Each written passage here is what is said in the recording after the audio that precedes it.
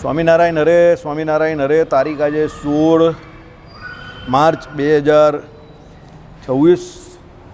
આપણે વચ્ચે હમણાં પ્રથમનું 64મું વચનામૃત આત્મા અને અક્ષર ભગવાનનું શરીર છે વિશિષ્ટાદ્વૈત વેદાંત એ જોયું. હવે આપણે આપણા જે કોઈ અનુક્રમથી શ્રી રામાનુજાચાર્ય કૃત વ્યાસસૂત્રનું શ્રીભાષ્ય જે છે તે જોઈ રહ્યા છે. અત્યારે અનુમાન પ્રમાણ જે અજ્ઞાનને સાબિત કરે છે એવું અદ્વૈતીઓ જે કહે છે એ આમાં રામાનુજાચાર્યએ એનું ખંડન કરેલું છે કે ભાઈ અનુમાન પ્રમાણથી પણ તમે જે અવિદ્યા કે અજ્ઞાન કેવું છો સાબિત નહીં થતી. બરાબર. એમાં આપણે ક્યાં જોયેલું તો અહીંયા સુધી આ દ્રષ્ટાંતથી આવેલા પ્રદીપ પ્રભા અપ્રકાશિત અર્થની પ્રકાશક નથી, સર્વત્ર જ્ઞાન જ પ્રકાશક છે. દીપ હોય છે છતાં જ્ઞાન વિના વિષયનો પ્રકાશ થતો નથી. કોઈ એમ કહે કે ભાઈ પ્રદીપ પ્રભા એટલે જે કોઈ અંધારું હોય તો એમાં એમ કહે કે દીવો તમે સળગાવો તો સામે જે પદાર્થ હોય તે દેખાય, પણ એ પદાર્થ દેખાય પણ એ પદાર્થનું જ્ઞાન થોડું થાય છે. જ્ઞાન તો એ પદાર્થનું જ્યારે જેમ તમને થતું હોય એ પ્રમાણે જ થાય. સમજો. બરાબર. એટલે એ લોકોએ આ દ્રષ્ટાંત આપેલું કે ભાઈ અપ્રકાશિત અર્થની જે પ્રકાશક થાય તો અપ્રકાશિત અર્થના પ્રકાશક તરીકે એ લોકોએ પ્રદીપ પ્રભાને લીધેલું. પ્રદીપ પ્રભા એટલે દીવો. બરાબર. ઇન્દ્રિયો પણ પ્રકાશક એવા જ્ઞાનને ઉપજાવે છે, પોતે જાતે પ્રકાશક નથી. હવે દાખલા તરીકે આ પ્રદીપ પ્રભાનું ઉદાહરણ છે તો ત્યાં રામાનુજાચાર્યએ શું કહ્યું કે જ્ઞાનને ઉપજાવનાર જે છે તે ઇન્દ્રિયો નથી. જ્ઞાનનો મેઇન અંદર સ્ત્રોત જે છે તે તો જીવાત્મા જ છે. આંખ દ્વારા તમે જોવાનું કામ કરો છો કે કાન દ્વારા સાંભળવાનું કામ કરો છો કે નાક દ્વારા સૂંઘવાનું કામ કરો છો અંદર રહેલા જીવને કારણે, તો જ્ઞાન શક્તિ તો જીવની જ છે. આ તો ફક્ત ઉપકરણ છે. કોણ? ઇન્દ્રિયો અને અંતઃકરણ. દાખલા તરીકે તમારું મન જે સંકલ્પ વિકલ્પ કરે છે તે કોને લઈને? જીવાત્માને લઈને. જ્યાં સુધી અંદર જીવ છે ત્યાં સુધી અંદર સ્થૂળ ને સૂક્ષ્મ ઇન્દ્રિયો કામ કરે છે. સમજો. હવે સ્થૂળ ઇન્દ્રિયો ખાસ જે છે તે દેખવામાં આવે છે, આપણે જોવામાં આવે છે કે ભાઈ આ ઇન્દ્રિય કામ કરે છે, પણ એ સ્થૂળ ઇન્દ્રિય જે કામ કરે છે અને એ જે તે વિષયને એના અનુક્રમ પ્રમાણે ગ્રહણ કરે છે તો એના એ ગ્રહણ કરવામાં એ પોતે એનું જ્ઞાન ઉત્પન્ન નહીં કરતી. જ્ઞાન તો ઓરિજિનલ જીવનું છે. સમજ પડે છે? જ્ઞાન કોનું છે? જીવનું છે. એ તો ફક્ત ઉપકરણો છે. એટલે શું કહ્યું કે ભાઈ ઇન્દ્રિયો પણ પ્રકાશક એવા જ્ઞાનને ઉપજાવે છે, પોતે જાતે પ્રકાશક નથી. બરાબર. પ્રદીપ પ્રભા જ્ઞાનની ઉત્પત્તિમાં આડે આવનાર અંધકારને ખસેડે છે અને એ દ્વારા જ્ઞાન ઉત્પન્ન કરનાર ચક્ષુર ઇન્દ્રિયને મદદે આવે છે. એટલું જ. દીવો જે છે તે શું કરે છે તો જે તમને અંધકાર જે છે જેના દ્વારા તમે સામેના પદાર્થ નહીં જોઈ શકતા તો એ અંધકારને દૂર કરવામાં દીવો મદદ કરે છે. પણ વસ્તુતા એ દીવાની મદદથી તમે નહીં જોતા, તમારી ચક્ષુ ઇન્દ્રિયની મદદથી જોઈ રહેલા છો. એટલે ચક્ષુ ઇન્દ્રિયની વચ્ચે આડું આવતું આવરણ શું હતું? તો અંધારું હતું. તો એ અંધારું દૂર કોણે કર્યું? દીવાએ કર્યું. એટલે દીવો જે છે તે સહાયક તરીકે વર્તે છે, જ્ઞાનના સહાયક તરીકે વર્તે છે કે ભાઈ તમારા જીવાત્મામાંથી જે જ્ઞાન નીકળ્યું અને એ જ્ઞાન જે તે ઇન્દ્રિયોમાં પ્રસરણ પામ્યું અને જે તે વિષયોને ગ્રહણ કરાવે છે. હવે એ વિષયોને ગ્રહણ કરવા માટે જીવાત્મામાંથી જે કોઈ જ્ઞાન નીકળે છે તો એમાં એને સહાયક તરીકે બીજી કોઈ પણ વસ્તુની જરૂર પડે. તો એ સહાયક શું છે? દીવો છે. કે ભાઈ દીવા દ્વારા અંધકાર દૂર થાય તો એ ચક્ષુ ઇન્દ્રિય એનું કામ કરી શકે છે. અંધેરે મેં તો આંખે બી કિસી કામ કી નહીં. સમજો. બરાબર.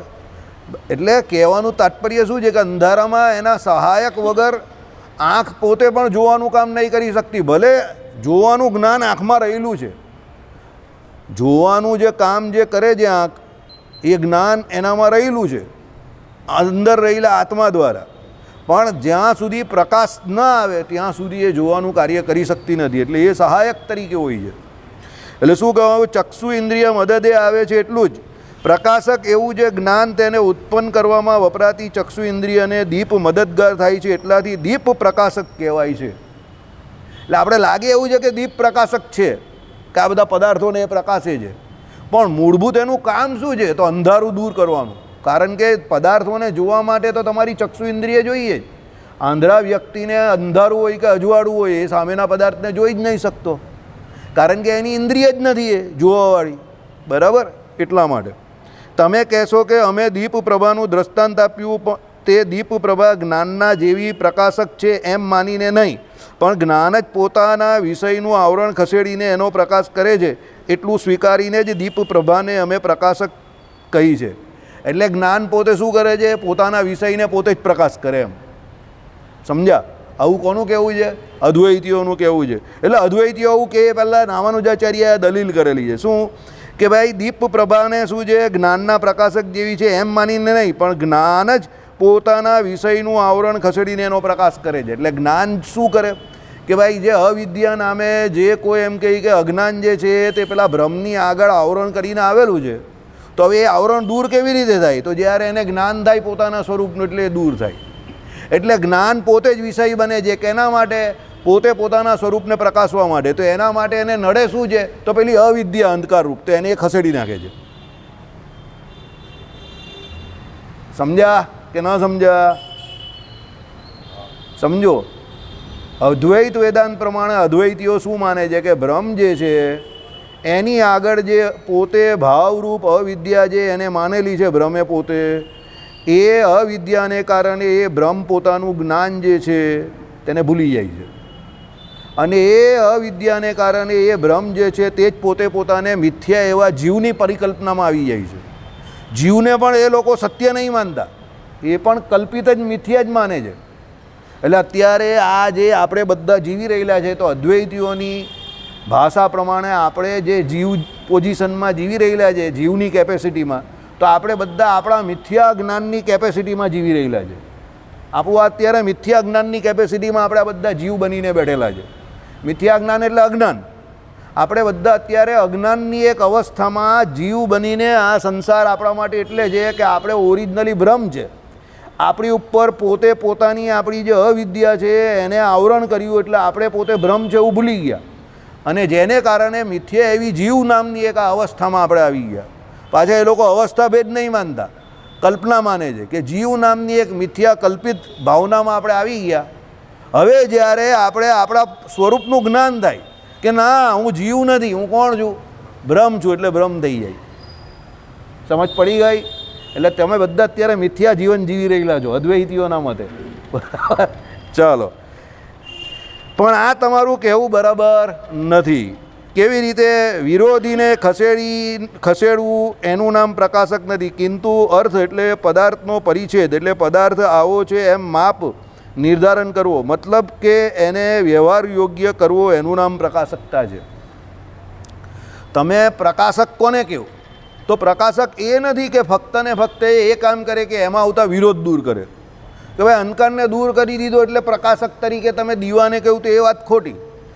અંધકારને દૂર કર્યો, પણ જે અંધ વ્યક્તિ છે એના માટે તો એ કંઈ કામનું જ નથી ને. તો અંધકાર દૂર કર્યો એ કોના માટે કામનું છે? જેને દ્રષ્ટિ ચક્ષુ ઇન્દ્રિય છે એના માટે. તો જેની ચક્ષુ ઇન્દ્રિય નથી એના માટે તો અંધકાર છે કે ઉજવાળું છે એનાથી કંઈ ફરક પડતો જ નથી. એટલે કહેવાનું તાત્પર્ય શું છે કે અંધકાર જે છે એને ફક્ત દૂર કર્યો દીવાએ, એનાથી એ દીવો પ્રકાશક તરીકે ન કહેવાય. પ્રકાશક તો કોણ છે? જ્ઞાનની પેલી ઇન્દ્રિય જ છે. અને એ ઇન્દ્રિય કરતાં પણ વધારે પ્રકાશક કોણ છે? તો પેલો જીવ છે. કેમ? કારણ કે જીવના જ્ઞાન દ્વારા પેલી ઇન્દ્રિય ઉપકરણ રૂપ છે એ સામેના ઓબ્જેક્ટને કે સામે રહેલા પદાર્થોને જોઈ છે. સમજો, અત્યારે તમે મને સાંભળી રહેલા છો, બહુ શાંતિથી સાંભળી રહેલા છો, અને આ રામાનુજ વેદાંત જે છે તે સમજવાની કોશિશ કરી રહ્યા છો કે આમાં અદ્વૈતીઓ શું કહે છે અને એનું નિષ્કર્ષ કે એનું નિરાકરણ રામાનુજાચાર્ય કેવી રીતે કરે છે. તો એકચ્યુઅલી તમે સાંભળી ભલે મને રહ્યા છો, પણ શબ્દ કોના સાંભળી રહ્યા છો? રામાનુજાચાર્યના. હવે રામાનુજાચાર્યના શબ્દો સાંભળવા માટે તમને જરૂર કોની છે? તો તમારી શ્રોત્ર ઇન્દ્રિયની. હવે શ્રોત્ર ઇન્દ્રિયની જરૂર છે, પણ તમારી શ્રોત્ર ઇન્દ્રિય તમને કામની ક્યારે? અંદર જીવ બેઠેલો જ તો. હવે અંદર જીવ બેઠેલો તે પણ એની જ્ઞાનની પૂરેપૂરી સત્વગુણની અવસ્થામાં હશે તો જ તમારી શ્રોત્ર ઇન્દ્રિય દ્વારા એ જીવ સુધી તમારું જ્ઞાન પહોંચશે. બાકી અહીંયા આવીને બિચારા ઘણા લોકો 2 કલાક, અડધો કલાક, પોણો કલાક મસ્ત ઊંઘ આવી જાય એ લોકોને. અહીંયા આવીને ઊંઘે ને છેલ્લે પ્રસાદ ખાવા આવે. આ બે જ કામ કરે છે. એ લોકોની ઇન્દ્રિયો વિરામ પામી ગયેલી છે. હવે એ ઇન્દ્રિયો વિરામ કેમ પામી ખબર છે? એમાં ઇન્દ્રિયો જવાબદાર નથી પાછી, જવાબદાર પેલો જીવ છે. સમજો, માણસ હારે ક્યારે છે એ યાદ રાખજો. માણસની હાર કોઈ દિવસ બહાર નહીં થતી, કોઈ વ્યક્તિ દ્વારા કે કોઈ સિચ્યુએશન દ્વારા, સ્થિતિ દ્વારા, કે કોઈ શું કહેવાય કે અજીબો ગરીબ કોઈક સંજોગો દ્વારા. માણસની હાર નહીં થતી. માણસ જ્યારે અંદરથી એવું માની જાય કે મેં હાર ગયા, મેં હાર ગયા, મેં હાર ગયા, એટલે હારી ગયો. તમને પોતાને જે દિવસે એવું લાગે ને કે આ મારા કામનું નથી, કે આ મને પલ્લે પડે એવું નથી, તો હું તમને ગેરંટી જોડે કહું કે અંદર અહીંયા જે તમને લોક લાગ્યું ને એ લોક તમને અહીંયા નહીં લાગ્યું, એ લોક તમને અહીંયા લાગી ગયું ને અહીંયા લાગી ગયું. એટલે તમને કોઈ દિવસ સમજ નહીં પડે. મને એક દિવસ ધરમસિંહ ભગત અહીંયા બાજુમાં જ બેઠેલા, તો મને કહી કે તમે તમારી જાતને શું સમજો છો? મેં કહું 60-65 વર્ષે બી હું વિમાન ઉડાડી શકા. મેં સામે જોઈ કે 60-65 વર્ષે વિમાન ઉડાડી શકાય એટલે શું? મેં કહું એટલે હું તમને એવું કહેવા માગું છું કે હું 60-65 વર્ષમાં પણ હોવા ને તો હું વિમાન ઉડાડી શકાય એટલી કેપેસિટી મારે રાખવાની છે, એમ તો હું જીવેલો કહેવા મારી જાતને. તે કંઈ બીજું બધું તો શરીર ચલાવવા માટે જે રૂપિયા પૈસા જોઈએ થોડા ઘણા એ તો મળી રહે ભગવાનની દયાથી, એની કંઈ મને બહુ ચિંતા નથી એટલી, સમજો, એ તો મળી રહે. મેં કહું શરીરને તો હવે બધું ચાલ્યા જ કરે પ્રારબ્ધ વસાત, એની મને બહુ પડી જ નથી પહેલેથી, બરાબર. એની બહુ ચિંતા કરવા જેવી પણ નથી, કારણ કે એ તો ગાંડું ખાતું છે, બરાબર. માણસ બહુ કામ કરે તો પણ કંઈ કામ થતા નથી, અને ઘણી વખત કંઈ કરતો નથી તો એ બેઠા બેઠા કોઈ અનનોન માણસ કંઈ મૂકીને આવી જાય તમારા માટે તો તમને મળી જાય, એટલે એની બહુ ચિંતા નથી. કામ કરવાવાળા માણસ પણ આ સભામાં ઘણા બધા છે, અને કામ નહીં કરવાવાળા પણ ઘણા બધા છે. હવે એમાં સુખી કોણ છે તો એ કામ કરવાવાળા જાતે જ નક્કી કરે, બરાબર કે નહીં? હવે આ માણસ જોઈ લો, એને કામ કરવા જાય છે તો પણ હવે લોકો કામ કરવાની જ ના પાડે છે કે ભાઈ તારે કામ કરવાનું જ નથી. બીજે એવું છે કે બિચારા હવે છોડવું છે તો છૂટતું નથી, બરાબર. પેલો રાજુ બિચારો 53 વર્ષે પાછો સ્કૂલ જાય છે બેગ લઈને, બરાબર. રોજ જ સ્કૂલેથી પાછો આવે, કારણ કે એના સમય પર બરાબર ભણ્યો નહીં, તો હવે પેલી સિનિયર સિટીઝનની સ્કૂલ હોય ને તેમાં રોજ ભણવા જાય છે. સાંજની પેલી સાંજ પડે પછી સ્કૂલે આવે ને, રાત્રિ પેલી પાઠશાળા હોય ને ગામડામાં, હા, તેમાં એ રાજુ રોજ ભણી હમણાં આવશે જ, ભણતો હમણાં ભાગતો ભણીને જ આવશે, બરાબર. એટલે કહેવાનું તાત્પર્ય શું છે? આ બધા ભાગ્યના ખેલ છે, એની પાછળ બહુ મગજ નહીં ચલાવવાનું કે મારું કેમ નહીં ચાલતું, મારું આમ જ કેમ થાય, મારા કામ નહીં થતા, મને કેમ, આવું બધું બહુ નહીં. સહેજે જ કરવાનું, એકદમ બિંદાસ, સમજો, એકદમ સહેજે જ કરવાનું, બધું સાહજિક રીતે જે જીવનમાં થઈ રહેલું છે ને એને સ્વીકારતા થઈ જાઓ, સ્વીકૃતિ આપો. થઈ ગયું, ઓકે, વેરી ગુડ. પેલા એ ગાળ દીધી, મસ્ત કામ કર્યું, આણે હું ગાળ ખાવાને લાયક છું. પેલા એ વખાણ કર્યા, ઓકે, કંઈક હશે એના મગજમાં, એવું થઈ ગયું હશે, બરાબર. એવું બહુ મગજ પર લેવા જેવી નથી આ દુનિયા, સમજો. અહીંયા લોકોના ઓપિનિયન આ બધું રોજે રોજ સમયે બદલાતું જાય છે. અહીંયા કોઈ એકચ્યુઅલી વિલન કે કોઈ હીરો છે જ નહીં, બધા સમયના હીરો ને સમયના વિલન છે. એક માણસ તો મને બતાવો કે જે દરેક સમયે તમારી સાથે હોય, અને એક માણસ એવો પણ નહીં મળે કે જે દરેક સમયે તમારી સાથે ન હોય. જે એનો સ્વાર્થ હશે એ તમારી સાથે હશે, જે એનો સ્વાર્થ નહીં હશે તે તમારી વિરુદ્ધમાં હશે, સમજો. એટલે અહીંયા પરિસ્થિતિઓ બહુ જલ્દી બદલાયા કરે છે, એમાં કાંઈ એને બહુ મગજ પર લેવાનું કે છાતી પર લઈને બેસવા જેવું નથી, એને છોડી દેવાની એના હાલ પર, આપણે આપણું કામ કર્યા કરવાનું, બરાબર. ચલો, એટલે મતલબ એવો કે વ્યવહાર યોગ્ય કરવો એ એનું પ્રકાશકતા નામ છે, કે એ વ્યવહાર યોગ્ય થવું જોઈએ. જે જોવાનું કામ છે તો એ જોઈ શકવું જોઈએ, સાંભળવાનું છે તો સાંભળી શકવું જોઈએ, કહેવાનું છે તો કહી શકવું જોઈએ. વ્યવહાર યોગ્યનો બહુ સીધો સાદો અર્થ કહું તમને. દાખલા તરીકે તમે કોઈને 5 વાક્ય કહેવાના કયા અને તમારે સમજવાના છે, તો આપણા જ મંડળમાં એવા ઘણા લોકો આવે છે કે 5ને બદલે 10 બોલશે તો પણ તમને નહીં સમજ પડશે, અને બીજો ખાલી તમને ઈશારો કરશે એમાં તમે સમજી જશો. બસ આ પેલી પ્રકાશકતા, સમજ્યા? વ્યવહાર યોગ્ય બનાવવું એટલે શું? હવે દાખલા તરીકે આવે જ છે એવા લોકો, નામ દઈશ તો પછી તમને એવું લાગશે એ બિચારો ગમે એટલું બોલે પણ તમને સમજ જ નહીં પડે, એને વ્યવહાર યોગ્ય નહીં બનાવી શકે. અને બીજા ખાલી તમને 2 શબ્દ કહેશે અને ખાલી એક ઉદાહરણ આપશે, તમે તરત સમજી જશો, ઓકે આ તો આમ કહેવા માંગે છે. બસ આ પ્રકાશકતા છે, સમજી ગયા? ચલો, અને તે તો માત્ર જ્ઞાનની જ છે. પ્રકાશકતા ફક્ત જ્ઞાનથી જ થઈ શકે ને, એ જ્ઞાનની જ પ્રકાશકતા હોય. જો મને જે વસ્તુ નથી આવડતી એ હું તમને ન સમજાવી શકું, જો હું કન્વિન્સ ન હોઉં તો તમને કન્વિન્સ ન કરી શકું, પછી હું પણ લોંડા જ મારું, સમજો. તમારી ફિઝિક્સમાં થિયરી નહીં આવે, પ્રોફેસર બી લોંડા મારતો હોય ઘણી વખત, પેલી ચોપડીમાં લખેલું એટલે એ છેલ્લે લખીને ચાલ્યો જાય. મેં તો જોયા છે ફિઝિક્સમાં ઘણા બધા પ્રોફેસરો લોંડા મારે, ફિઝિક્સમાં જ મારે, બીજા કોઈ સબ્જેક્ટમાં નહીં મારે. બાયોમાં તો બેઠું એ જે ચોપડીમાં તો વર્ષોથી એ જ થાય છે. કેમેસ્ટ્રીમાં પણ ઇક્વેશન્સ બધા બેઠા એના એ જ હોય. ફિઝિક્સમાં બહુ લોંડા મારે, સમજજો. સૌથી વધારે ફિઝિક્સ થિયરીમાં જ લોંડા પડે, બરાબર? કેમ? કારણ કે એનો પ્રોફેસર હોય ને તે પણ ઘણું ગાંઠિયું વાંચીને ત્યાં સુધી પહોંચેલો હોય, બરાબર? ફિઝિક્સમાં એક્સપર્ટ થવું હકીકતમાં બહુ એક્સપર્ટિઝમ જરૂરી છે એમાં, બરાબર? ચલો. અને તે માત્ર જ્ઞાનની જ છે. જો વિષયનો પ્રકાશ કરવામાં મદદ આવનારને પણ તમે અપ્રકાશિત અર્થ પ્રકાશક માનતા હોવ તો ઇન્દ્રિયો સૌથી વધારે મદદે આવે છે. તમે એમ કહો કે જે વિષયનો પ્રકાશ કરે છે એને જ તમે પ્રકાશક તરીકે માનતા હો, તો આ તમે દીપ પ્રભાનું જે ઉદાહરણ આપ્યું એના દ્વારા આમ સામેનો જે કોઈ પદાર્થ હોય તે દેખાય, તો હકીકતમાં દીપ જે છે તે એમ કહે કે સામેના પદાર્થને જોવામાં મદદરૂપ નહીં થતું, પણ કોણ કરે છે? ઇન્દ્રિય કરે છે. પણ એ ઇન્દ્રિય કોની મદદથી કરે છે? તો અંદર જીવમાં રહેલા જ્ઞાનની મદદથી કરે છે. ઇન્દ્રિયોનું પોતાનું જ્ઞાન નથી, સમજો. નાયલોન ખમણ આજે મારા ઘરે બનાવેલા, આજે જ બનાવેલા. તને પડી જાળી આટલી મોટો બહીને અત્યારે સાંજે બી 4 છે ગોપાલ ખાવાનો છે. હે હા, ફોટો મોકલી દેવા તને, બરાબર? એટલે તારા લીધે જ બનાવવા પડ્યા. તારું પેલું બોલે ને તો તમારા મગજમાં બેસી ગયેલું. તારે સવારે ઉઠ્યો ને એકદમ તો પાનના કરવાના ને, તમારા ઘરમાં કહી કે આ તમે શું કરી રહેલા છો? મેં એક ભાઈએ મને કહ્યું જ ને મગજમાં ઠસી ગયેલું છે કે જાળી નહીં પડતી, એટલે આજે જાળી પાડવી જ આવે. જાળી પડી ગઈ, બરાબર? ચાલો, ઓકે. એટલે અપ્રકાશિત અર્થનો પ્રકાશ કરી નાખ્યો આજે, સમજી ગયો ને? તે કહ્યું એવું જ છે, માપની જેમાં મગજ મારી છે. નાયલોન ખમણ બનાવવામાં શું છે? જેટલી વાટકી બેસન લઉં ને એટલી જ વાટકી પાણી લેવાનું અને એને બરાબર ફીણ કરવાનું 5-10 મિનિટ, બરાબર?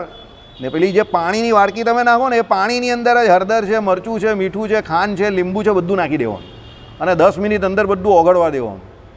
પછી એ પાણી અંદર નાખો, પછી એને ફીણ કરો, પછી જરા આટલું જ પાણી નાખો, એને પેલું રબડી જેવું નહીં કરી દેવાનું, એને એકદમ રબડી જેવું નહીં ખીરું બનાવવાનું, ઘટ્ટ થોડું ખીરું. એટલે આમ થોડું આમ ખીરું કેવું આમ ઉપરથી આમ ધીમે રહીને પડે ને એવું આમ હોવું જોઈએ, આમ પટાક દઈને પડી જાય એવું ન હોવું જોઈએ, સમજો. પછી 10 મિનિટ એને હલાવ્યા પછી પણ રહેવા દેવાનું ને પછી ઈનો નાખવાનો, પછી બી હલાવવાનું ને તમે હલાવશો ને જેવું તો ઉપર ફીણ આવશે, આમ આખું આમ બધે ફીણ આવવું જોઈએ તપેલીની અંદર. અને પછી તમે એને પેલા જે સ્ટીમરની અંદર મૂકો, 12 મિનિટ જેવું થવા દેવું ને પછી ઉતારી નાખો. ઠંડુ પડે પછી એની અંદર વઘાર નાખો ને વઘારમાં પણ થોડુંક તમારે પાણી નાખવું હોય તો નાખો. પછી જો તમારા આવડા મોટા નાયલોન ખમણ બનશે, ઇત્તે બડે.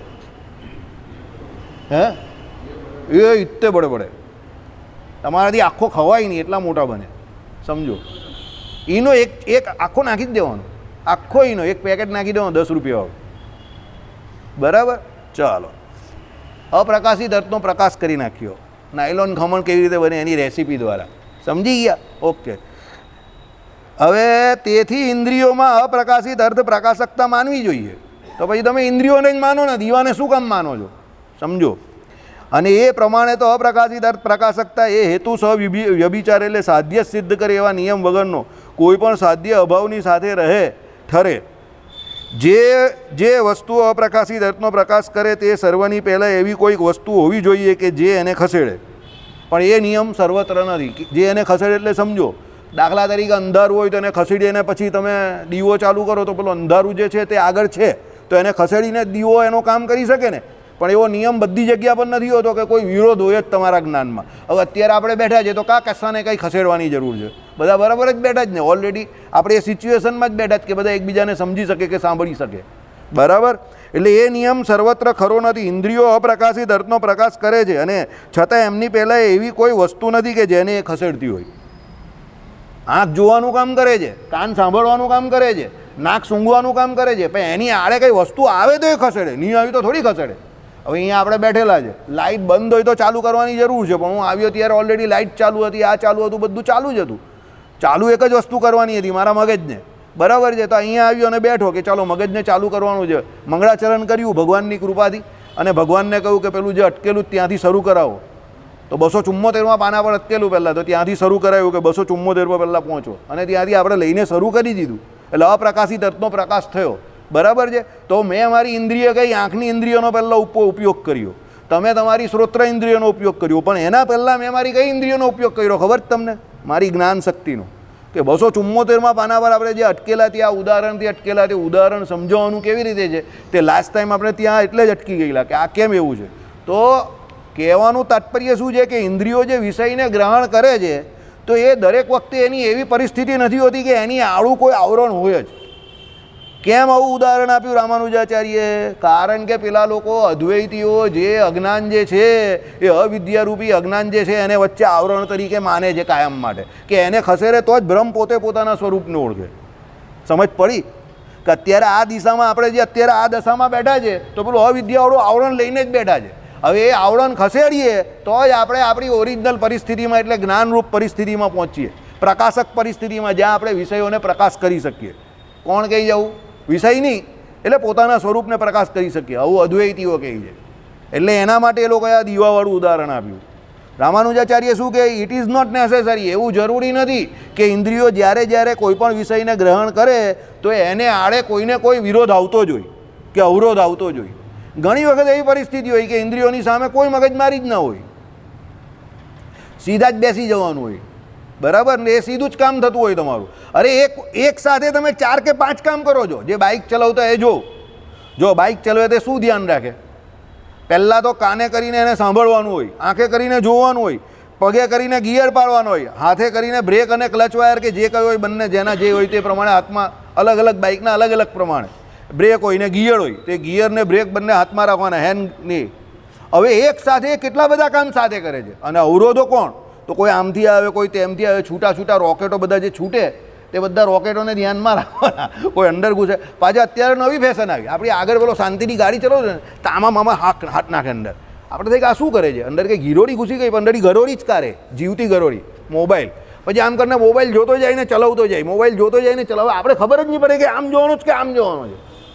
સમજો, બરાબર? એટલે ભાઈ મહારાજો એની નજીક જાય અને થોડી નાની સુરતી આપે એને, મોટી સુરતી નહીં, નાની સુરતી, બરાબર? નાની સુરતી એટલે પેલી પાક્કી વાળી નહીં, એમ જે મહારાજે કહી એ વાળી નહીં, અડધી વાળી, એમ. દિનેશ કાકા જેવી. કેમ રાણીના રસ્તામાં જ તને મોબાઈલ દેખાયો? આ દિનેશ કાકાવાળી એવી હોય જરા, સમજા? પાક્કી નહીં હોય, અધવચ્ચેવાળી હોય. રાણીના કહી દે એને, રાજાનો નહીં કહી, બરાબર? એટલે પેલાને ખબર નહીં પડે કે આ શું મને આપે છે. એને અડધી તો આપી દીધી, એમ. સમજી ગયા? હવે પેલો રસ્તે મોબાઈલ કાઢવાનો થઈ જાય તો શું કરીએ આપણે? એ અવરોધ છે. એ શું છે? અવરોધ છે. પણ રામાનુજાચાર્ય શું કહે છે? એ કાયમ નથી હોતો. એવું દરરોજ નહીં થતું આપણી જોડે, કે દર વખતે નહીં થતું, કોઈ વખત જ થાય છે. સમજો, દાખલા તરીકે ગ્રહસ્થાશ્રમી છે તો એના ઘરે એ જાય છે, નો ડાઉટ એ વસ્તુ સાચી છે કે 100માંથી 60-70 દિવસ અવરોધ હોય એને, કંઈ ને કંઈ હશે છે. તું કા ગ્રહસ્થાશ્રમી છે? તું કેમ હશે છે? જો પેલા ભગત બી હશે છે, એની વાત સાચી છે, જો સપોર્ટ કરે છે તો 60-70 દિવસ અવરોધવાળા હોય. પણ 30 દિવસ તો એવા માનવું છે કે ભાઈ એ લોકોના બી થોડાક ફેવરેબલ હોય છે, થોડાક. તમે કબૂલ નહીં કરતા હોય તો ભાઈ તમે વધારે સાચા છો. આમાં કંઈ વધારે બહુ માથાકૂટ નહીં કરી શકું, કારણ કે મારો કોઈ અનુભવ નથી. પણ 30 દિવસ તો હવે ના કોઈ તો કપાય નહીં, એમાં તો કા પ્રશ્ન છે? અહીંયા તો બેઠા એ તો એ સમામ મેં સબ નંગે, એવી હાલત છે, બરાબર? ચાલો, આઈડિયા આવે છે તમને? એટલે અપ્રકાશિત અર્થને પ્રકાશિત ક્યારે કરીએ? જ્યારે કોઈ અર્થ અપ્રકાશિત હોય તો. એટલે અજ્ઞાનવાળી પરિસ્થિતિ કાયમ હોતી નથી. એટલે અવિદ્યા કે અજ્ઞાન તમે જે અનુમાનથી આવી રીતે લગાવો છો એ પણ શું છે? ખોટી વાત છે. ચાલો, કેમ કે ઇન્દ્રિયોની પહેલાં એવી કોઈ વસ્તુ નથી કે જેને ઇન્દ્રિયો ખસેડી હોય, એટલું જ કહીને અમે બસ કરીએ છીએ. રામાનુજા કહે બસ બહુ થઈ ગયો, અમે હવે જવા દો, માફ કરો, બહુ ફેંકો જ તમે હવે વરી સામા અનુમાનના પ્રયોગો પણ નીચે પ્રમાણે હોઈ શકે. હવે અનુમાનના પ્રમાણો જે આપેલા છે સામાવાળાએ, એના બધા પ્રયોગો નીચે પ્રમાણે કયા છે. શાંકર વેદાંતિના અજ્ઞાનવાદની સામા, એટલે એ લોકોએ જે અજ્ઞાનવાદ આખો મૂકેલો છે, જો શાંકર વેદાંતમાં બહુ ઉલટું છે. બધા તમારા કાન અહીંયા ધરજો. હવે શાંકર વેદાંતમાં છે ને, શાંકર વેદાંતનું જ્ઞાન સમજવું અઘરું નથી. શાંકર વેદાંતની અવિદ્યા અજ્ઞાન છે ને, એ સમજવું અઘરું છે. જે અહીંયા કાયમ આવતા હશે એને ખબર હશે. જ્યારથી આ અવિદ્યાવાદ શરૂ થયો જ ને, અજ્ઞાન, ત્યારથી તમને સમજવામાં તકલીફ પડી હશે. એનું જે ઓરિજિનલ સત્યમ જ્ઞાનમ અનંતમ બ્રહ્મવાળું છે ને, એ એટલું અઘરું નથી, એ તો સરળ જ છે. જરા ઉલટું માને છે લોકો. સત્યમ એટલે જે અસત્ય નથી તે, જ્ઞાનમ એટલે જે જુઠ્ઠું નથી તે, એટલે જે શું કહેવાય કે જળ નથી તે, અને અનંતમ એટલે સર્વવ્યાપક, અને બ્રહ્મ જે છે તે બ્રહ્મનું સ્વરૂપ લક્ષણ છે. તો ચાલની ભાઈ તું સ્વરૂપ લક્ષણ માનની, મને શું તકલીફ છે? અમે લોકો જ્ઞાન સ્વરૂપ પણ માનીએ છીએ, જ્ઞાતા પણ માનીએ છીએ. તું અડધું માન, અડધું નહીં માનતો તો આપણે એમ કરીને એને છોડી દઈએ. પણ જ્યાં એના જ્ઞાનના સ્વરૂપની અંદર પેલી અવિદ્યાને એ ઘૂસેડે છે કે જેને કારણે એ પોતે જ્ઞાન સ્વરૂપ એવો જે બ્રહ્મ એવું ભ્રમ તે સીધું પોતે અજ્ઞાનની અવસ્થામાં આવીને પોતે પોતાને જીવ માની જાય. આ વાત કે આપણે ગળે ઉતરે એવી નથી. એટલે અઘરામાં અઘરું એમાં શું છે? એનો અજ્ઞાનવાદ અઘરો છે, એનો અવિદ્યાવાદ અઘરો છે, માયાવાદ અઘરો છે, જેને રામાનુજાચાર્ય સદંતર ફેલ, ફ્લોપ કે ખોટો કહે છે. બરાબર? કે ભાઈ જગતગુરુ શંકરાચાર્યનું જે માયાવાદ જે છે તે માયાવાદ ખોટો છે. અને એકલા જગતગુરુ શંકરાચાર્યના માયાવાદનો રામાનુજાચાર્યએ નહીં, બધા ઘણા બધા આચાર્યોએ એનું ખંડન કરેલું છે. એટલે આપણે એમ કહીએ કે ભાઈ એકલા વિશિષ્ટા દ્વૈતીઓએ કરેલું છે એવું નથી, વલ્ભાચાર્યએ પણ કરેલું છે, ઘણા બધાએ કરેલું છે. અને આ બધી પ્રક્રિયાઓ જે છે ને આ બધી ઓનગોઈંગ પ્રોસેસ છે. હવે અત્યારે તો શું થયું કે આપણે જે આ બધી પાઠશાળાઓ ને આ બધું એક્ટિવલી જે કોઈ દર્શનશાસ્ત્રો અને એકબીજાના જે વાદ જે રજૂ કરવાને એના વાદ પ્રતિવાદ ચાલે ને એ બધી સભાઓ પહેલાં બહુ થતી હતી. હવે અત્યારે એ બધો રસ જ લોકોને ઘટી ગયો અને પબ્લિકનું એટલું નોલેજ પણ નહીં રહ્યું એટલે આ બધું બંધ થઈ ગયું. બાકી પહેલાં તો આવા કાશીમાં ને બધા બહુ સભાઓ થતી હતી અને આવું બધું ચાલ્યા જ કરતું હતું. આ વાદ ને પેલો વાદ ને વાદ પ્રતિવાદ વર્ષોથી ચાલ્યા જ કરે છે. બરાબર? પણ છેલ્લે પેલા જે ભજન કરવાવાળા તે શું કહે ખબર છે? પેલો માણસ સુખી. કારણ કે પહેલાં કે છેલ્લા કરવાનું આ જ છે.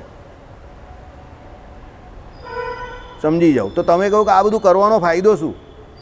ફાયદો એ જ કે વચ્ચે કોઈ બ્રેક આવે ને તમને તો ત્યારે આ જરૂરી છે. આમાં આવ્યું એ પ્રમાણે ઇન્દ્રિયોની આડે અવરોધ કોઈ આવે ને તો ત્યારે આ જરૂરી છે. એટલે જીવને ભક્તિ કરતો હોય ને કોઈ અવરોધ આવતો હોય ને તો ત્યારે આ જ્ઞાન બહુ જરૂરી છે.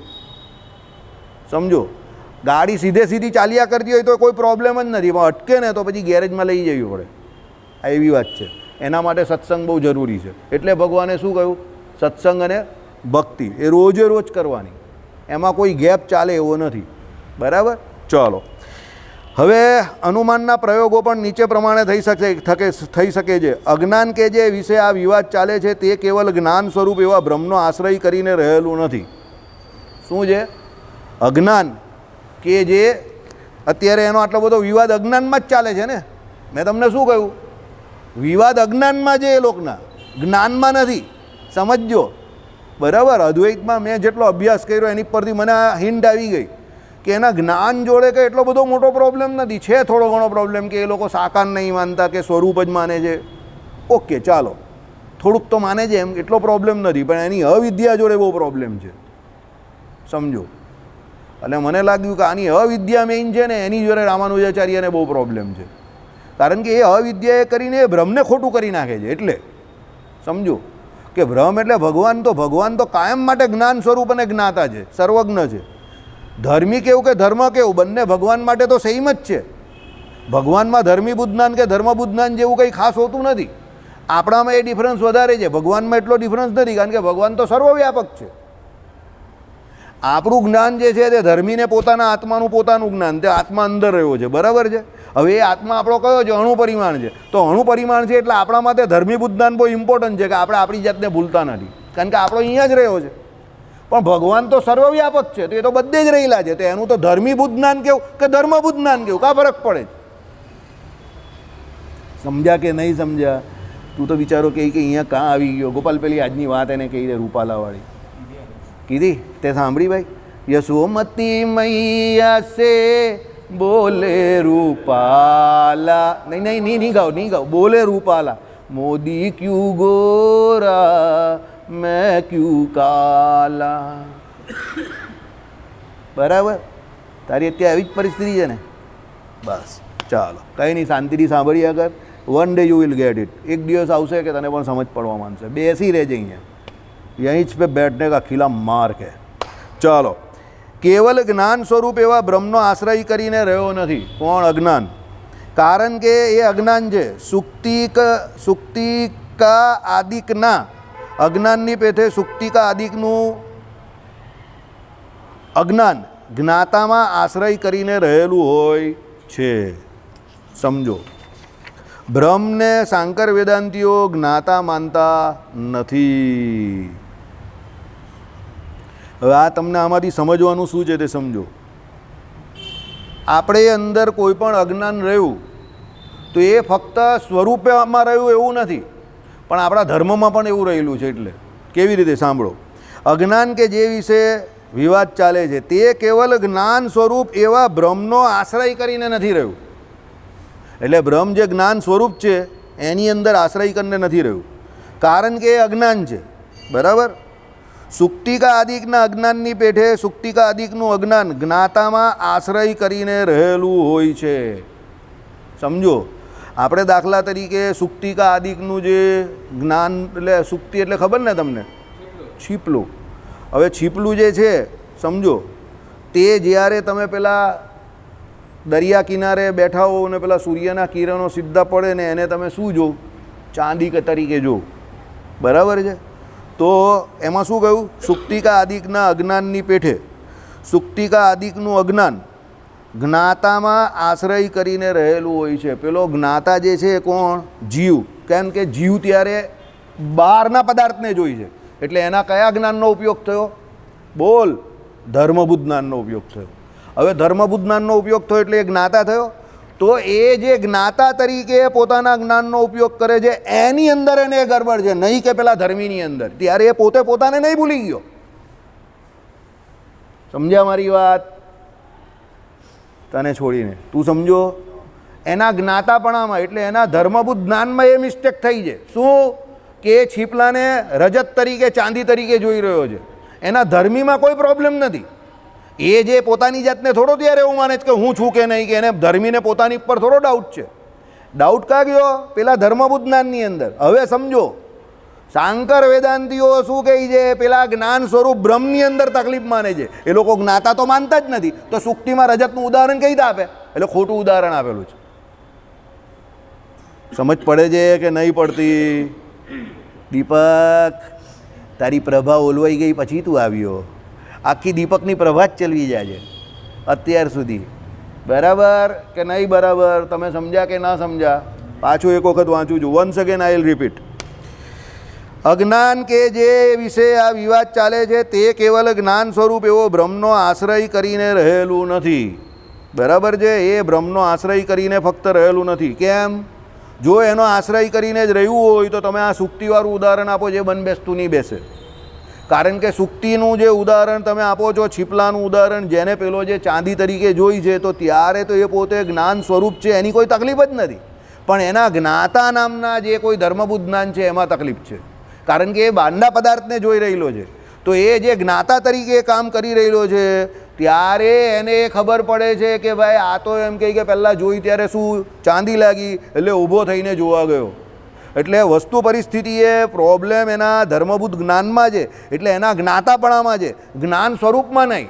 ત્યારે આ જ ઉદાહરણ આપીને અદ્વૈતીઓ શું સાબિત કરે છે? છુટ્ટીમાં જે એનું બ્રહ્મની અંદર એ ઉદાહરણ સેટ કરે છે કે બ્રહ્મનું સ્વરૂપ ઢંકાઈ જાય છે. પણ બ્રહ્મનું સ્વરૂપ તો તમે જ્ઞાતા તરીકે તો માનતો જ કા છો. તમે તો એને જ્ઞાન સ્વરૂપ જ માનો છો ને. તમે જે ઉદાહરણ આપ્યું તે કેનું આપ્યું? જ્ઞાતાનું ઉદાહરણ આપેલું છે, એટલે ધર્મબુદ્ધ જ્ઞાનનું. એટલે આ તમારો અમારો રામાનુજાચાર્ય કે સામાવાળાના જે આ એમ કહી કે કયું જે છે કે અનુમાન પ્રયોગોમાં જે કોઈ ઉદાહરણ આપીએ એમાં અમને પહેલો વાંધો છે. આ રામાનુજાચાર્ય ઊંધા ઉઠાવેલો વાંધો છે. પહેલો વાંધો આ છે. સમજી ગયા તમે? પહેલાં વાંધો શું છે સમજી જાઓ. બરાબર? તમે રોજ આવશો પછી ખબર પડશે. ગુરુચંદ્રની યુતિ છે એટલે ખબર 100% પડશે. આઈ ગેરંટી યુ. પણ રોજ આવો તો ખબર પડી જ જશે. ગેરંટી. ગેરંટી એટલે ગેરંટી. 100% સમજ પડશે. તમે 6 મહિના કન્ટિન્યુઝ આવશો ને તો અહીંયા બેઠેલા 50 થી 60% લોકો કરતાં વધારે સમજતા થઈ જશો. You require continuity. એમાં બે વસ્તુ છે. એક તો તમે બ્રાહ્મણના ઘરમાં તમારો જન્મ થયો છે, એટલે બ્રહ્મ જ્ઞાનમાં તમે જન્મજાત યુ આર ક્વોલિફાઈડ.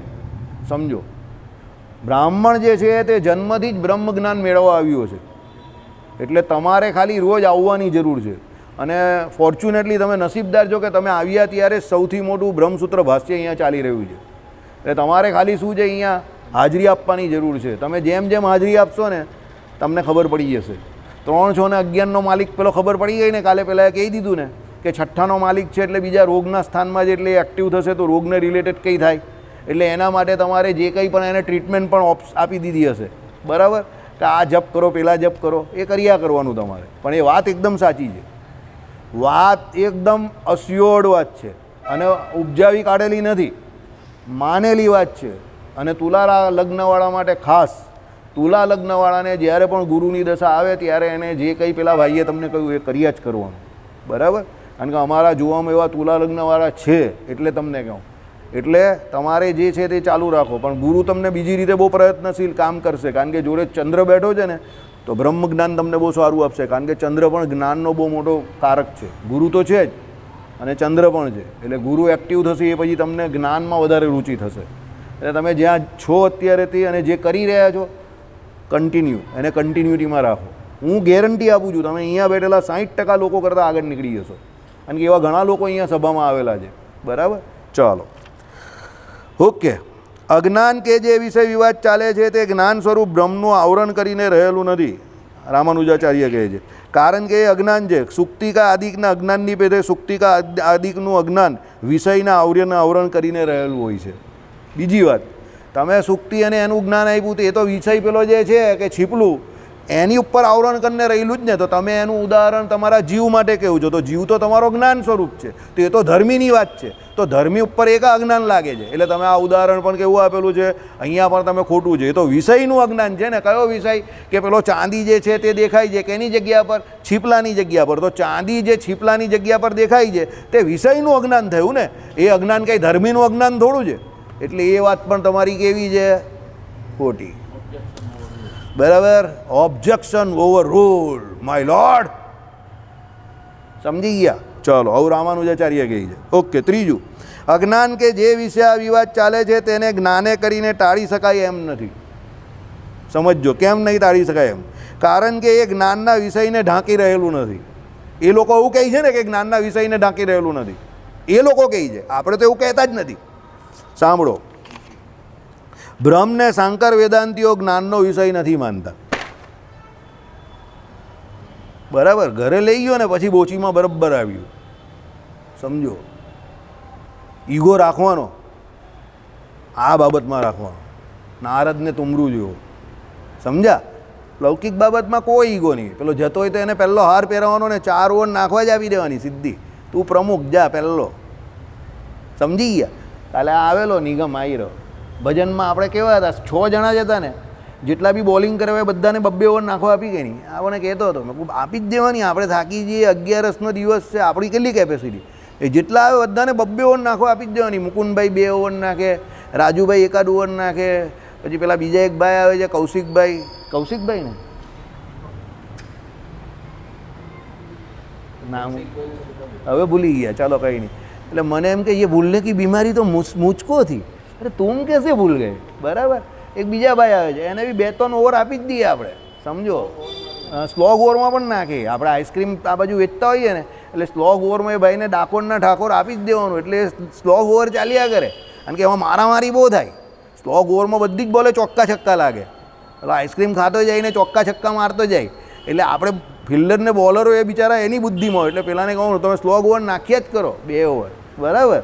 એટલે આ ભાઈને બસવું આવે છે. બરાબર. જે પણ આ વિશાલ આવે તો એને પણ આપણે પેલો કોઈ નહીં હોય તો વિશાલ તારે હું વગાડવાનું? ઢોલ વગાડીએ જ કરે. સમજો, વેચી લેવાનો માર. અમારા પહેલાં ફળિયામાં એવું જ થાય. બહુ કોઈ જગ્યા પર કોઈ છોકરાઓ મારી ના ને તે કે હવે એકલો નહીં જતો કે કેમ મને મારશે? એટલે ના, 4 જણને લઈને જઈએ. તો પેલો પૂછે કેમ એવું કેમ કેવું છો? માર પડશે તો 4ને વેચાઈ જશે. કારણ કે તમે એને માર્યો છે એટલે એ લોકો કંઈ બેસી તો રહેવાના નથી. તો હવે એકલો જશે તો એકલાને માર પડશે, પણ 4ને લઈ જશે તો એકાદ કદાચ અહીંયા આવીને કહેશે ને 3ને પડશે ને તમને સરખે સરખો માર પડશે. એમ વેચાઈ જશે માર. એટલે બીજાને શું કહે કે આની જોડે જજો. પેલા લોકો કે કેમ માર ખાવા? હા એમ કહે. એટલે કોઈ પાછો આવીને કહે તો ખરો ને કે પેલાને પડી રહેલી છે. એમ સમજો, આપણે બહુ બુદ્ધિના વિષય છે. પુસ્તક તમને શીખવાડે છે, હું ના નહીં પાડતો, પણ પુસ્તકથી વધારે તમને શું શીખવાડે છે? લાઈફ શીખવાડે છે, જીવન. પુસ્તકમાં જે વ્યક્તિઓએ જે લખેલું તે એના અનુભવનું જ્ઞાન છે. તો આપણી લાઈફ એવી જોઈએ કે એમાં એટલા બધા અનુભવ જોઈએ કે આપણી લાઈફથી આપણે પોતાને તો જ્ઞાન મળે, બીજાને મળે કે નહીં મળે. સમજી ગયા? ચાલો, એટલે શું કહ્યું? જ્ઞાનના વિષયને ઢાંકીને રહેલું નથી. જે અજ્ઞાન જ્ઞાને કરીને ટાળી શકાય છે તે તો જ્ઞાનના વિષયને ઢાંકેલી રહેલું હોય, જેમ કે સુક્તિ આદિકનું અજ્ઞાન. એ તો જ્ઞાનનો વિષય છે. સુક્તિ ને છીપ, એટલે છીપ જે છે તે એમ કહે કે સુક્તિ, એટલે એમ કહી કે જે કંઈ એનું અજ્ઞાન જે છે તે વિષય છે, તો એ વિષય તમારો બદલાઈ ક્યારે જાય? તમે નજીક જાઓ ને એને જો કહો આ તો છીપલું નીકળું મૂકો, તો વિષય તમારો ખબર પડી ગઈ તમને કે આ તો છીપલું છે, તો પછી તમે થોડા એ કરવાના છે એને બીજી વખત બીજે દિવસે એવું થાય તો તમે થોડા જાઓ. બાજુવાળો જતો હોય તો તમે કે જવા દેની મજા આવશે, બરાબર? પછી પેલો ત્યાં જાય, પછી આપણે કેમ છે, મજા આવી ને, કાલે હું પણ આવેલો, તો કે પહેલેથી કહેવાય નહીં, તને કહેતે તો તું માનતે નહીં ને, ચાંદીનો ભાવ બહુ વધી છે એટલે તને એમ કે મને આપવા નહીં દેતા, એટલે તું ઊભો થાય એમાં જ મજા હતી. કેમ છે? જો આ સુનિલ અત્યારે માન્યો, એને કહ્યું કે ભાઈ નાયલોન ખમણ બનાવેલા, તો પણ એ શું માંગ્યું? ફોટો મોકલજો. એટલે આમ કોઈ માને એવું જ નથી, એટલે એને ફોટો બતાવવાનો. હવે આમાં બે ફોટા પડે એવું છે. એક ફોટો એવો છે કે જે કાલે સવારે એને મળે, બરાબર? હવે એ ફોટો બતાવાય નહીં, કારણ કે એમાં બધા જે ચોરસ પીસ હોય તે નહીં હોય, રાઉન્ડ પીસમાં જોવા મળે, બરાબર? અને પેલા 4 પીસ 5 પીસ જીવતા છે અત્યારે, તે ચોરસ પીસ એને જોવા મળી જશે.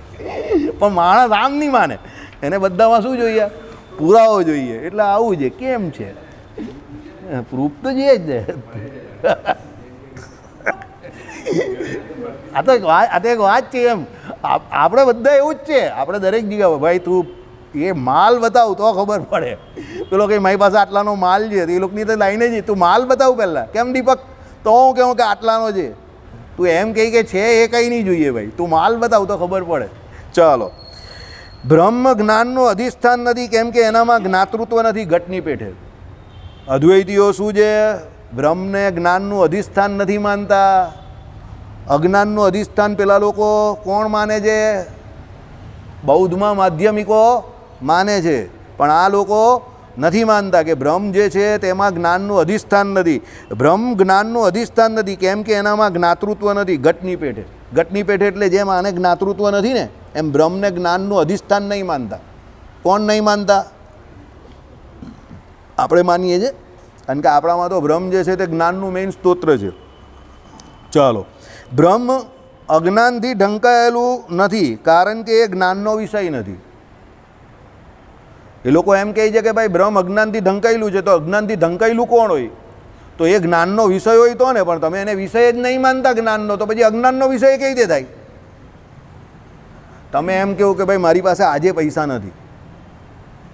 હવે અહીંયાથી 50% લોકો એવું બોલે કે મારી પાસે આજે પૈસા નથી, તો ઓકે હું માની જાઉં. પણ બીજા 50% એવું બોલે કે આજે પૈસા નથી તો મારે 2 વાર જોવું પડે, આજે નથી, બરાબર? હવે આજે નથી એની પર જ હું ખાલી આમ કરું, એટલે હવે જે સમજવાળા તે સમજી ગયા. આઈડિયા આવે છે હું તમને જે કહું તે. હવે બ્રહ્મ જો જ્ઞાનનો વિષય બને તો બ્રહ્મ અજ્ઞાનનો વિષય બની શકે, પણ બ્રહ્મ જ્ઞાનનો વિષય જ નથી, તો ભાઈ અજ્ઞાનનો વિષય કઈ રીતે બને? બરાબર છે. એટલે રામાનુજાચાર્યએ શું કહ્યું? બ્રહ્મ અજ્ઞાનથી ઢંકાયેલું નથી, કારણ કે જ્ઞાનનો વિષય નથી. જે અજ્ઞાનથી ઢંકાયેલું છે તે તો જ્ઞાનનો વિષય થઈ શકે છે, જેમ સુક્તિકા આદિ. જે અજ્ઞાનથી ઢંકાય એટલે એ અજ્ઞાનનો વિષય બન્યું, તો એ પહેલાં જ્ઞાનનો વિષય હોવું જોઈએ. જો એ જ્ઞાનનો વિષય હોય તો એ અજ્ઞાનનો વિષય બને ને. એટલે કોઈ એમ કહે કે ભાઈ મારી પાસે આજે પૈસા નથી, ઓકે, કોઈ મેદપુર વાળો એવું કહે તો હું માની જાઉં, કારણ કે એની પાસે આજે ના હોય, કદાચ આમ તેમ હોય, કાલે હોય. કોઈ કાઠિયાવાડી હોય તો પણ હું માની જાઉં. પણ કોઈ સુરતી એવું કહે મારી પાસે આજે નથી, તો હું કહું કે તારી પાસે ગઈકાલે હતા ખરા, પરમ દિવસે હતા ખરા? બોલો કે પરમ દિવસે પણ નહીં હતા, તો પછી આજે શબ્દ શું કામ વાપરે જ ભાઈ? તારી પાસે પૈસા હતા જ નહીં એમ કે ને ભાઈ, તું ગઈકાલે પણ ન હતા, પરમ દિવસે પણ ન હતા, અને આજે પણ નથી, તો એમ કે ને મારી પાસે પૈસા નથી. મારી જેમ જ કે ને કે ભાઈ પૈસા સિવાય જે કંઈ વાત કરી હોય તે કર. આ વાપરવાનો હોય તો તું મને કહી શકે છે, વાપરવામાં આપણો નંબર 1 છે, ગમે એટલા વાપરી નાખીએ. કે સુનિલ? ઓકે, આપણે 2000 5000 પછી 15000 પણ નહીં પહોંચી ગયા, બરાબર? 2000થી શરૂ કરેલું રાંડેરમાં, હવે 15 પર પહોંચી ગયા, તો થઈ જાય. આઈટમ બી વધી ગઈ, ફૂલ થાળી થઈ ગઈ. હવે પહેલાં નાની ગરીબોની થાળી હતી, હવે પહેલાં આમ આદમી પાર્ટી હતી, હવે ભાજપ જેવું થઈ ગયું. ભાઈ ઉત્સવ કરો, ફૂલ ઉત્સવ, આપણી સત્તા ચાલે છે અત્યારે, બરાબર? જેને જે ખાવું હોય તે ખાઓ. કાલે જ એક ભાઈ મને કહી ગયા, કેમ કે અહીંયા એમ કહે કે રાખેલું હોય ને, તો એમ કહે કે અહીંયા બી ફૂલ થાળી જોઈએ એમ કહે. પછી એમ કહે કે આટલું બધું પબ્લિક આવે ને તો કંટ્રોલ કરવું અઘરું પડી જાય. તો રાંડેરમાં બી એમ કે આટલું રાખે તો 12-15 હજારનો ખર્ચો તો થઈ જાય ને. એમ કે 100-200 માણસ આવે તો મેં 15-20 હજાર તો થાય જ ને. મેં 100 રૂપિયાની થાળી ગણો તમે, 15-20 હજાર જેવું થઈ જાય. પછી જેવી આઈટમ એવું રખ થાય, એ ખર્ચો થઈ જાય. એમ કહીએ હું ખર્ચો કર્યા વગર તો હવે થોડું કહી શકીએ છીએ. તમારે દૂધપાક પીવડો હોય બધાને તો ખર્ચો તો કરવો પડે ને. 60-70-50-60 લીટર તો દૂધપાક જ જોઈએ ખાલી, હા 5,000નો તો દૂધપાક જ આવે. આ જીગરને ખબર કાને સામાન્ય લેવા જાય ને જીગરમાં કંઈ વાંધો નહીં, આટલા રૂપિયા દઈ ગયા છે. કંઈ નહીં, શાંતિ રાખ, થઈ જશે બરાબર કે નહીં. ચિંતા હું કરવાની, એને કોઈ ચિંતા જ નથી કે તારે હું ચિંતા, એ સારું છે, ચિંતા નહીં રખાય. ચાલો હવે આગળ.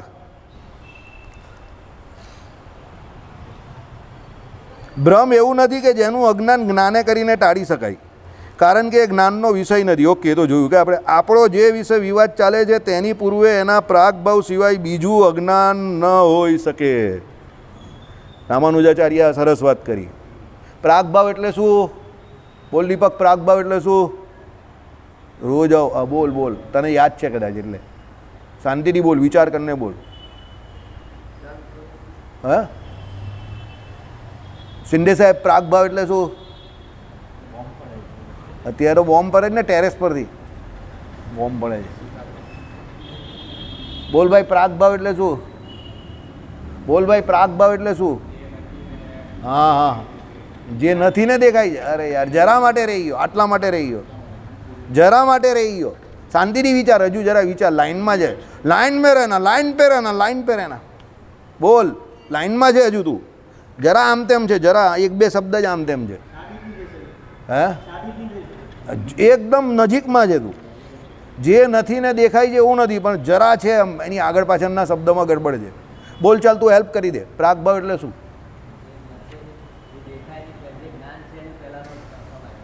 ઓકે, તમે જે વસ્તુ કે વિષયને જો એનું જ્ઞાન તમને થાય ને, હવે જ્ઞાન થયું તે જ્ઞાનની અવસ્થા થઈ. એની પૂર્વેની એટલે એના પહેલાંની જે તમારી અજ્ઞાન અવસ્થા, જ્યારે તમે એને નથી જાણતા, એનો પ્રાગભાવ છે જ્ઞાનનો. એ શું છે? જ્ઞાનનો પ્રાગભાવ છે. દાખલા તરીકે તમારો મિત્ર, તમે એને 50,000 રૂપિયા મિત્ર જાણીને આપ્યા ને એ પૈસા ખાઈ ગયો, તો તમે જ્યારે એને પૈસા આપ્યા ત્યારે તમારી જ્ઞાનની પ્રાગભાવ અવસ્થા હતી કે તમે એને ઓળખી નહીં શકેલા કે એ કેવો છે. સમજી ગયા? તમે એને મિત્ર સમજતા હતા, પણ એ એકચ્યુઅલી એ 50,000 રૂપિયા તમારા માટે સાથે મિત્રતા એણે કેળવેલી. એટલે તમે તમારી જ્ઞાનની પ્રાગભાવ અવસ્થામાં હતા. પછી 50,000 લીધા ને ફરી ગયો, પછી તમે એને ઓળખી શક્યા કે આ તો 50,000 લેવા જ આવેલો. હવે તમને જ્ઞાન થઈ ગયું કે આવો છે. તો એ પહેલાં તમારા જ્ઞાનની પ્રાગભાવ અવસ્થા હતી. તમને એ ખબર નહીં પડી કે આણે 50,000 માટે મારી જોડે મિત્રતા કરેલી, બાકી આ મારો મિત્ર નથી એમ. બીજી વસ્તુ, અત્યારે નારાયણ મુનિદેવે કયા વાઘા પહેરેલા છે? જ્ઞાનની પ્રાગભાવ અવસ્થા. આરતી થશે, દર્શન ખુલશે, જ્ઞાન થઈ જશે કે નારાયણ મુનિદેવે આ કલરની ધોતી પહેરેલી છે, રાધા વિહારી લાલજી આ પ્રમાણેના વાઘા પહેર્યા, હરિકૃષ્ણ મહારાજા. એટલે અત્યારે ભગવાનના દર્શન તે જ્ઞાનની પ્રાગભાવ અવસ્થામાં છે. ત્યાં ઘનશ્યામ મહારાજના દર્શન તમને ટીવીમાં દેખાતા હશે મોસ્ટ પ્રોબેબલી, 8:30 વાગ્યા છે એટલે. તો એમાં તમને જ્ઞાનની અવસ્થામાં આવી ગયા. 10 મિનિટ પહેલાં એ પણ જ્ઞાનની પ્રાગભાવ અવસ્થામાં હતા. હવે સમજ પડી પ્રાગભાવ એટલે શું? તમને જે વસ્તુનું કે વિષયનું જ્ઞાન થાય છે એ પૂર્વેની એની અવસ્થા, તે જ્ઞાનનો પ્રાગભાવ. સમજી ગયા? દાખલા તરીકે ઘણા બધા મા બાપ છોકરાઓને મોટા કરે, ભણાવે ગણાવે, ઘણું બધું કરે, પછી મોટા થાય એટલે છોકરાઓ એને વૃદ્ધ અવસ્થામાં મોકલી દે. તો જ્યાં સુધી એ છોકરાઓને મોટા કરે છે તે આખી જિંદગી એની કઈ અવસ્થામાં ગઈ? પ્રાગભાવવાળી અવસ્થામાં. એ એવું જ માનતો હતો કે મારા છોકરા બહુ સારા છે, બહુ ડાયા છે. સમજી ગયા? મારા ઉદાહરણ જરા કડક હોય, મીઠા જરા પણ ન હોય, થોડા કડવા પણ હોય, પણ બંધબેસતા હોય. એટલે મને જે સૂજે એ જ હું ઉદાહરણ આપું ને, સમજો બરાબર? ચાલો, આપણો જે વિષય વિવાદ ચાલે છે તેની પૂર્વે એના પ્રાગભાવ સિવાય બીજું અજ્ઞાન ન હોઈ શકે. તમે માનો ભાવરૂપ અજ્ઞાન, બરાબર? એટલે ભાવરૂપ અજ્ઞાન જેવું કંઈ હોય નહીં. તમે જે વિષયને નથી જાણતા તો કેમ નહીં જાણતા? હવે રાજુ હમણાં 10 મિનિટ પહેલાં એનો પ્રાગભાવ હતો, કારણ કે અહીંયા ન હતો. હમણાં જ આવીને રાજુભાઈ બેઠા, હવે ખબર પડી કે આ રાજુભાઈ છે. કહેવાનું તાત્પર્ય શું છે? કોઈ પણ વિષયને તમે નથી જાણતા તેનું કારણ એક જ છે કે એ વિષય હજુ તમારા યોગમાં નથી આવ્યો. એટલે જેનું તમને અજ્ઞાન છે એનું કારણ એક જ છે કે એનો પ્રાગભાવ છે. જે વ્યક્તિ તમારી પાસે આવી જાય, તમે એને ઓળખી જાઓ, એ તમને ઓળખી જાય, એટલે પ્રાગભાવ મટી ગયો અને જ્ઞાનની અવસ્થામાં આવી ગયા, વાત પૂરી થઈ ગઈ. એટલે અજ્ઞાનનું મૂળ કારણ ભાવરૂપ અજ્ઞાન નથી. અજ્ઞાનનું મૂળ કારણ એ છે કે હજુ એ તમારી જ્ઞાનની ત્રિજ્યામાં આવ્યું નથી. સમજ્યા કે નહીં સમજ્યા? તમે જે વિષય કે વસ્તુના જ્ઞાનને અજ્ઞાન તરીકે ક્યારે જોઈ શકો? જ્યાં સુધી એ તમારી જ્ઞાનની ત્રિજ્યામાં આવ્યું નથી. નારાયણ મુનિદેવ, હરિકૃષ્ણ મહારાજ, ધર્મદેવ, ભક્તિ માતા અને રાધાકૃષ્ણ ભગવાનના દર્શન જે છે તે અત્યારે તમારા પ્રાગભાવની અવસ્થામાં છે. જેવા દર્શન ખુલશે એટલે તમે એના દર્શન કરી લેશો એટલે તમારા જ્ઞાનની પરિસ્થિતિમાં આવી ગયા કે ભાઈ નારાયણ મુનિદેવે અત્યારે આજે એમ કહે કે વ્હાઇટ કલરની ધોતી પહેરી છે કે ભાઈ પીળા કલરની પહેરી છે કે જે કંઈ હોય તે સમજો. પણ અત્યારે તમે પ્રાગભાવની અવસ્થામાં જો ટોટલી, એટલે તમને અત્યારે અજ્ઞાન અવસ્થા છે. કેમ? તમને અત્યારે જરા પણ ખબર નથી કે કલ્પેશભાઈએ શું પહેરાવ્યું, કે ભાઈ પેલા ભાઈ બીજા કોણ આપણા નરોત્તમાનંદજીએ શું પહેરાવ્યું. બરાબર? કેમ? જ્યાં સુધી તમે એના દર્શન ન કરશો ત્યાં સુધી પ્રાગભાવવાળી અવસ્થા, અને એ જ તમારું અજ્ઞાન છે. જેવા દર્શન થશે અજ્ઞાન ચાલ્યું ગયું, જ્ઞાન થઈ ગયું. ઇઝી. ચાલો આગળ જઈએ. કારણ કે એ પ્રમાણ જ્ઞાન છે. પ્રમાણ જ્ઞાન થયું ને, તમે આંખેથી જો અરે ગાંડા પેલો કલર માટે લડો એ અલગ વાત છે. પેલો કહે કે પીળો કહે, પેલો કહે કે હળદિયા પીળો છે, ત્રીજો કહે કે ગોલ્ડન યલો છે. અરે ભાઈ એ તો કલર માટે લડે છે, પણ જ્ઞાન તો થઈ ગયું ને. હવે કલરના જ્ઞાનમાં ઝઘડો છે કે કયો કલર સાચો, પણ દેખાય તો છે જ ને તમને કે ભાઈ ગોલ્ડન યલો છે કે પછી યલો છે કે પછી પેલો હળદરિયો છે કે જે કંઈ છે તે. પણ તમને એ જ્ઞાન ક્યારે થયું? જ્યારે દર્શન ખુલ્યા ત્યારે. એ પ્રમાણ જ્ઞાન છે. સમજો, પ્રમાણ શું થઈ ગયું કે તમે એને પ્રત્યક્ષ સામે જોઈ રહ્યા છો, એટલે એ પ્રમાણરૂપ જ્ઞાન છે. તમે માનેલા અજ્ઞાનના સાધનભૂત પ્રમાણ જ્ઞાનની પેઠે. બરાબર? એટલે તમે માનેલા અજ્ઞાનના સાધનભૂત પ્રમાણ જ્ઞાનની પેઠે. સાંભળો કેવી રીતે. એક જ ઓરે યાર એક મિનિટ. તમે માનેલું અજ્ઞાન કે જે પ્રમાણ જ્ઞાન થકી તમે સિદ્ધ કરવા પ્રયત્ન કરો છો, તે પ્રમાણ જ્ઞાનમાં પૂર્વે એ પ્રમાણ જ્ઞાનના પ્રાગભાવ ઉપરાંત બીજું કોઈ અજ્ઞાન હતું એમ પણ તમે પણ માનતા નથી. કહો તો એ ઉપર બતાવ્યું એમ અજ્ઞાનનું અજ્ઞાન અને એનું અજ્ઞાન ઇત્યાદિ અજ્ઞાનની અનવસ્થા જ ચાલે. એટલે એકચ્યુઅલી તો એ લોકો પણ એવું જ માને છે કે ભાઈ જ્ઞાનનો પ્રાગભાવ એ જ એનું અજ્ઞાન છે. કારણ કે જો અજ્ઞાનની એક માને અવસ્થા, તો એક અજ્ઞાનનું બીજું અજ્ઞાન, બીજાનું ત્રીજું ને ત્રીજાનું ચોથું, એમ સિરીઝ ઓફ અજ્ઞાન ચાલ્યા જ કરે. હવે કયું અજ્ઞાન એમાં કારણ છે કંઈ નક્કી નહીં થાય. એટલે એ લોકો એકચ્યુઅલી તો એવું જ કહે છે કે ભાઈ જ્ઞાનનો પ્રાગભાવ એ જ અજ્ઞાન, પણ સ્વીકારતા નથી. શ્રીપતિમ શ્રીધરમ સર્વદેવેશ્વરમ ભક્તિધર્માત્મજમ વાસુદેવમ હરે માધવમ કેશવમ કામનમ કારણમ શ્રી